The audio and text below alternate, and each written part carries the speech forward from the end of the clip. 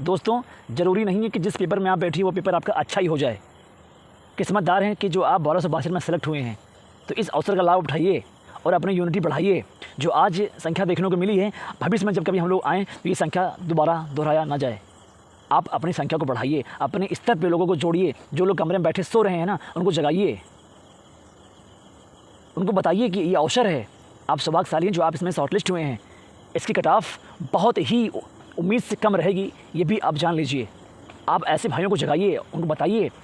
कुछ भाई हैं हमारे परम ज्ञानी, लेकिन वो दूसरे को डिमोटिवेट भी करते हैं। उनको तो और लोग को उत्साह बढ़ाना चाहिए। और कोचिंग इंस्टीट्यूट वालों को भी लोगों से कहना चाहिए, भैया आप लोग जाएँ, अगर कभी भी डेट रहे तो आप लोग धरने में जाएँ।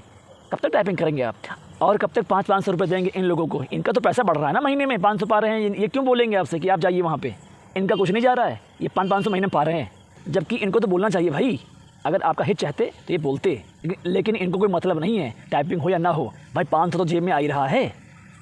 मैं अपने सही भाइयों से यही बात कहूँगा कि अपनी संख्या बढ़ाएं, लोगों को जोड़ें। अगर टाइपिंग डेट चाहते हैं कि जल्दी मिले, संख्या बढ़ाएंगे, टाइपिंग डेट मिलेगी। संख्या नहीं बढ़ाएंगे तो ऐसे ही हाथ पे हाथ रख के कमरे में बैठिए और बस टाइपिंग करते रहिए।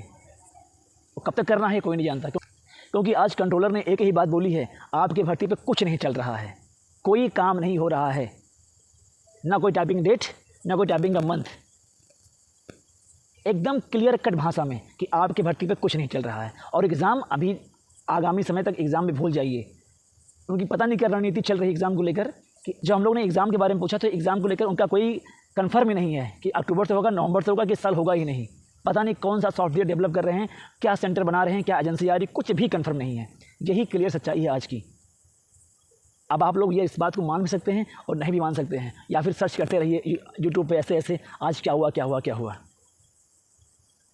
दोस्तों, मुझे इतनी बातें आपसे करनी थी जो मैंने आपसे बताई आज क्या हुआ। और जो नीचे चल रहा है इसको आप देखिए कि भाई हमारे कहाँ कहाँ से आए थे और आप लोग कमरे में बैठे रह गए, हाथ पे हाथ रख के दाल चावल खा के सोते रह गए, कमरे से निकले नहीं, यहीं बगल में रहकर भी कि चलो अपने भाइयों का हौसला बढ़ाते हैं। जो भाई दूर दूर से आए हैं पागल नहीं हैं। ऐसा नहीं कि इनके पास बहुत समय है, ऐसा भी नहीं है। शर्म करते आप लोग जो कमरे में बैठे रह गए, निकले नहीं। कहाँ कहाँ से भाई लोग आए थे। आज तक जिसने संघर्ष झेला है सफलता वही पाया है, जान लीजिए। जिसने लड़ा है सफल वही हुआ है, बिना लड़े कोई सफल नहीं होता। अगर इतने ही परम ज्ञानी हैं, दीजिए एसएससी, बैंक, रेलवे, आईएएस, और कसम खा लीजिए मैं आज के बाद यूपी SSC फॉर्म नहीं डालूंगा। हिम्मत हो तो आपके अंदर, खा लीजिए कसम, खा लीजिए। जो परम ज्ञानी बनते हैं अपने आप को, वो कसम खा लें आज के दिन कि आज के बाद मैं अधीनस्थ का फॉर्म नहीं डालूंगा। लेकिन ये दोगले होते हैं, दोगले आपसे पहले लाइन में लगे रहेंगे फॉर्म भराने के लिए अधीनस्थ का, क्यों जानते हैं कि हैसियत SSC में नहीं है, रेलवे में नहीं है। जानते हैं कि मेरे लिए यही सुटेबल है, मैं इसी के लिए परफेक्ट हूँ। लेकिन जब 10 लोग के बीच में खड़े रहेंगे ना, ऐसा ऐसा ज्ञान देंगे, ये इनसे बड़ा ज्ञानी कोई है ही नहीं। सच्चाई है ये भाई, ये सच्चाई है। जब 10 लोग के बीच में रहेंगे तो ऐसा ज्ञान देंगे, ऐसा ज्ञान देंगे, लेकिन जब नंबर आएगा फॉर्म भरने का तो आपसे पहले खड़े रहेंगे।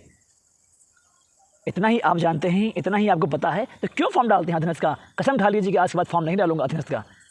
और अगर फॉर्म डालना है अधीनस्थ का तो भाइयों का साथ दीजिए, एकता बनाइए। जब काम पड़े तो निकलिए घर से बाहर, घर में सोइए नहीं। सो के आप 30 साल के हो गए हो, कितना सोओगे और क्या करें भाई। बहुत तकलीफ़ है यार, क्या करूं, बहुत तकलीफ़ है। आज भाई को देखा है ना, जहाँ कहाँ कहाँ से लोग आए हैं, बहुत दर्द है इसका मेरे अंदर। आज अगर यही संख्या आज 100-200 की रहती ना, तो आज हम लोग कुछ पॉजिटिव चीज़ लेके जा रहे होते। लेकिन आज कुछ पॉजिटिव नहीं है, ना आपका एग्ज़ाम की तैयारी है, ना टाइपिंग की तैयारी है, कोई तैयारी नहीं है। सब केवल प्रोसेस में चल रहा है, और कब तक चलेगा कोई कंफर्म नहीं है। जब 30 मिनट से लेकर 50 मिनट के बैठे रह गए हम लोग कंट्रोलर के पास एक ही मुद्दे को लेकर, लेकिन उसने एक शब्द नहीं बोला कि कब टाइपिंग होगी, कब एग्ज़ाम होगा। और 5 पुलिस वालों के ट्रिपल स्टार लगाए थे, उनके साथ बैठे थे हम लोग, कुछ नहीं बोला कब टाइपिंग होगी, कब एग्ज़ाम होगा। और ये पता नहीं ये सब टेलीग्राम वाले, यूट्यूबर वाले कहाँ से न्यूज़ ले आते हैं कि वैकेंसी आरओ की आ गई, फलाना वैकेंसी आ रही है, फलाना वैकेंसी आ रही है, ये एग्ज़ाम होने वाले हैं, वो एग्ज़ाम होने वाले हैं। जब आयोग में मीटिंग होती है तो भाई जाहिर सी बात है रिजल्ट निकलना है, और मीटिंग सबको मालूम पड़ जाती है, तो कौन सा आप बड़ी तीर मार लिए आप। लेकिन नहीं, मेरा एक ही कहना है कि यूनिटी बनाइए अपनी। अगर चाहते हैं कि हर चीज़ टाइम से हो तो अपनी यूनिटी बनाइए, वरना बिखरे रहेंगे तो कुछ हो नहीं पाएगा। अगर मेरी बातों से किसी को हल्का सा भी आहत हुआ हो, उनकी आत्मा को, तो मैं क्षमा चाहता हूँ। लेकिन बात सत्य है, और सत्य बात कड़वी होती है, और कड़वी बात लगती बहुत है। धन्यवाद।